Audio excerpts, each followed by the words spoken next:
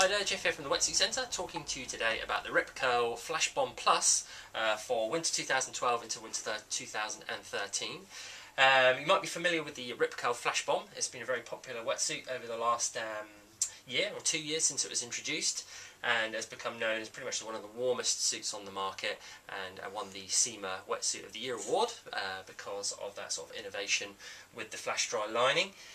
So what they've decided to do this year is they've added another suit, which is the Flash Bomb Plus. Basically, this comes at the real sort of top end of Rip Curl scale, and as such, it's not cheap. It's nearly £400, just under £400, which is a lot of money to pay for a wetsuit, but it has got a lot of features which are going to keep you seriously warm through the coldest of winters. So what are the differences between this and the Flash Bomb I'll come to in a second, but if we run through some of the sort of key features that you would expect from a wetsuit at this sort of end of the market. The suit itself is 100% E3, which is Rip Curl's most stretchy neoprene. So basically the E3 neoprene is pretty much known as one of the softest, most flexible neoprenes on the market. It's made in a different factory from all the other wetsuits, so it's basically not replicated in any way. And the secret behind it is just lots of air in the neoprene, loads and loads of stretch, and that runs the whole way through the suit. Okay, around the inside of the collar, you get the usual things. You get the smooth skin collar. It's also got a nice little pattern on it, and that's just soft. Make sure that the neck doesn't sort of rub or chafe against you. You get the Aqualock zip, which Rip Curl call it, and basically that's just a chest entry system with this particular suit. Basically, that just joins the whole suit around the top here with the chest piece. It only opens on one side, and that's basically smooth skin line to create a good seal. You've got a toggle there to pull it tighter, and what that does, it means basically there's an unbroken seal around the neck, which means there's less likely to get any flush throughs through the neck, keeping the water out of the wetsuit.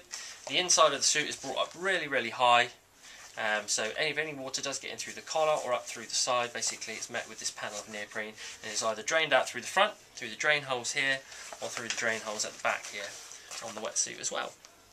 Okay, so really minimal amount of water should get into the suit. You're always going to get water into a suit if you fall off at speed, whatever you're doing, but it does really help. Also, that means you don't have a zip on the back of the suit, so you've got more flexibility through the back panel of the suit. Okay, on the inside of the suit, if I quickly show you, before I go into the sort of fundamental differences between this and the Flash Bomb, you do, as you would expect, as with the Flash Bomb, you get the flash dry lining. Okay. If you haven't come into contact with this before, basically this runs through the whole of the suit right down to the ankles, and basically what this is a polypro material which is back combed, and basically that makes it very fluffy to the touch, very soft and fluffy, and it's a thermal material basically. So when you put that suit on, you can imagine what it's like wearing sort of a fleecy sort of like thermal underwear, and it's the whole way through the suit, and that retains heat inside of the wetsuit. So instead of being lost through the neoprene, that heat as it leaves your body is retained inside the suit with this furry lining. And one of the biggest benefits of this is basically got non-absorbent properties, which means that these little fibres, they pull moisture out of the thermal lining and basically allow it to dry very quickly. And the technology allows the suit to dry within 15 minutes. So if you're like most people and you've only got one winter wetsuit and you want to go for 2 surfs in a day, rather than getting back into a cold winter wetsuit, this allows it to dry very quickly. That runs the whole way through the suit. And basically that's what won it the award, that sort of flash dry lining. One thing that's worth mentioning as well, as with the Flash Bomb, you get the E3 Plus taping on the inside of the suit. So rather than have that liquid taping, which is sometimes very restrictive, they use this E3 taping over the seams, and basically that gives a lot more flexibility and movement through the suit than the liquid taping does. So that's a nice little feature. So that brings us on to the fundamental difference between the Flash Bomb and the Flash Bomb Plus. So with that liquid taping, you used to get that across sort of the inside and the outside of the suits. Now with this, you only get it on the E3 taping on the inside of the suit. With the Flash Bomb Plus, you do get the liquid taping on the outside of the suit on the lower part of the body, but they've dropped it on the upper part of the body. Okay, so they're happy enough with that sort of stitching through there, then it's glued on the inside with the taping. Very robust, and it's very unlikely that you're going to have any problems with that. But what it does is because you haven't got that liquid taping, you've got a lot more manoeuvrability and flexibility in the upper body. So less likely to need that amount of flexibility in the lower body, so they've still got the liquid taping there. So they've dropped that, and basically that allows even more flexibility in the upper body without compromising warmth and the sort of durability of the suit. So, the Flash Bomb Plus, the biggest difference between this then and the Flash Bomb comes down to the sort of airlock, basically neoprene, which is running through the front part of the suit. If you come a little bit closer, you should be able to see it if I push through here. That sort of like honeycomb effect that's going on there. Basically what that is you've got several linings within the wetsuit, and the middle part of the wetsuit has got potholes in it basically.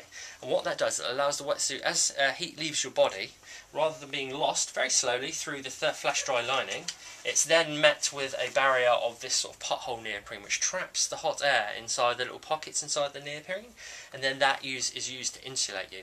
And air insulates you better than water, so that air insulation technology is there to keep you even warmer.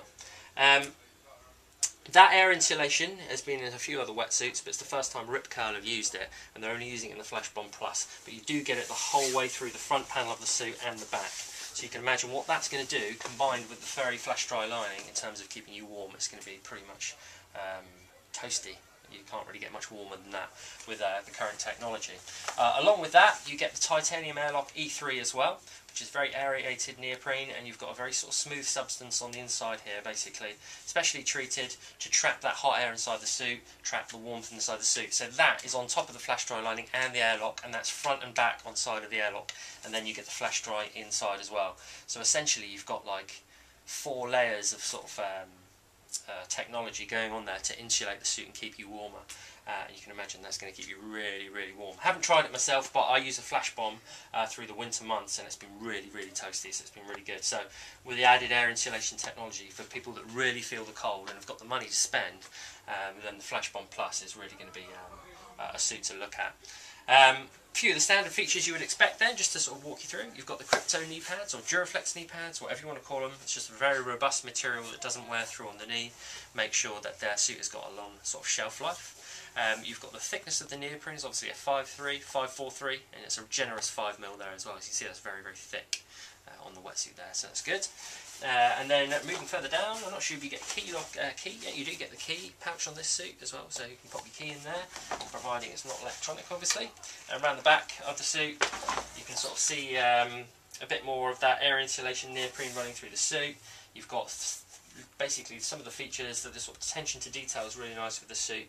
You've got the dipped back panel there as well, just to make sure you get 4-way stretch, so it stretches down when you move back and forward.